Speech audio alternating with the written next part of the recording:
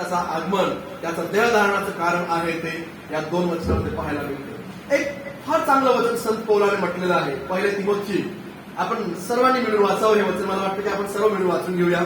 सर्वांनी मिळून वाचायचं. 1 तिमोथी याचा 1 अध्याय 15 वचन. व्हेरी इम्पॉर्टंट की प्रभू येशू ख्रिस्ताचं देहधारण जे आहे ते कोणत्या संदर्भाने, त्याचं मिशन काय आहे. आपण सर्वांनी काढावं. 1 तिमोथी 1 अध्याय आणि 15 वचन आपण काढूया. आणि सर्वांनी जर काढलं असेल तर आपण सर्व मिळून हे वचन वाचून गेलो आहोत. 1 तिमोथी 1 अध्याय आणि 15 वचन सापडलं. ओके, सुरू करू. ख्रिस्त येशू पापी लोकांना तारण्यास जगात आला. काय आलं जगात? पापी लोकांना तारण्यास जगात आला. पुढे, हे वचन विश्वसनीय व पूर्णपणे स्वीकारण्यास योग्य आहे. It's the truth and acceptable. यावर तुम्ही विश्वास करू शकतात कारण हे विश्वसनीय आहे आणि स्वीकारण्यास योग्य आहे की ख्रिस्त येशू पापी लोकांना तारण्यासाठी या जगात आला. तो पापी लोकांना मारण्यासाठी नव्हे, नाश करण्यासाठी नव्हे, तो त्याचा उद्देशच नव्हता. त्याने यासाठी देहधारण केलं आणि पापी माणसाचं देहधारण यासाठी केलं की पापी लोकांना वाचवण्यासाठी आला. पुढे लिहिलेलं आहे, पौल काय म्हणतो, त्या पापी लोकांपैकी मी मुख्य आहे. I am the chief amongst that sinners. त्या पापी लोकांपैकी मी मुख्य आहे. जर आपण असा विश्वास करतो येशू ख्रिस्त पापी लोकांना तारण्यासाठी आला, तर मग ते पापी लोक शेजारी शोधू नका. We are there. ते आपण आहे. त्या पापी लोकांपैकी मुख्य मी आहे. आणि म्हणून प्रभू येशू ख्रिस्ताचं जे देहधारण आहे त्याचं हे मिशन आहे. तो पापी लोकांना जर मारण्यासाठी आला असता, त्याचा नाश करण्यासाठी आला असता, दॅट इज अ डिफिकल्ट. देव पवित्र आहे आणि देवाची दृष्टी एवढी पवित्र आहे की तो वाईटाकडे पाहत नाही.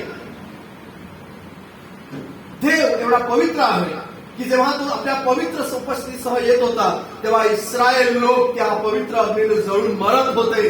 देव जेव्हा न्याय करत होता तेव्हा पापी लोक देवाच्या न्यायाने, देवाच्या प्रकोपाने मरून जात होते.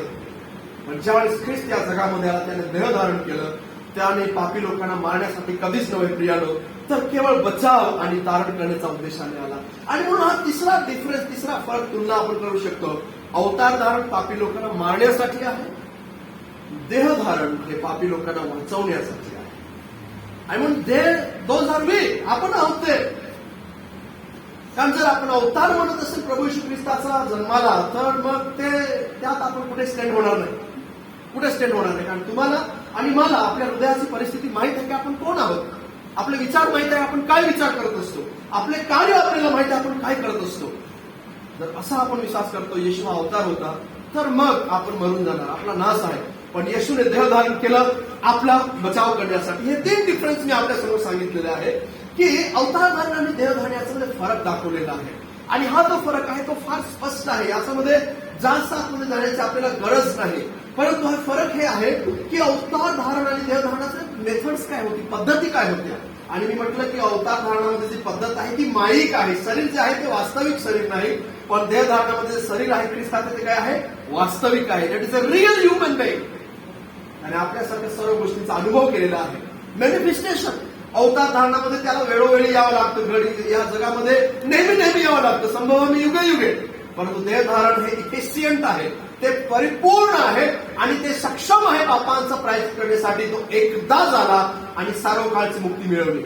आणि मग मिशन काय आहे, तर अवतार धारण यासाठी पापी लोकांना मारण्यासाठी, देहधारण पापी लोकांना बचावण्यासाठी किंवा तारण्यासाठी या जगामध्ये ख्रिस्त आला.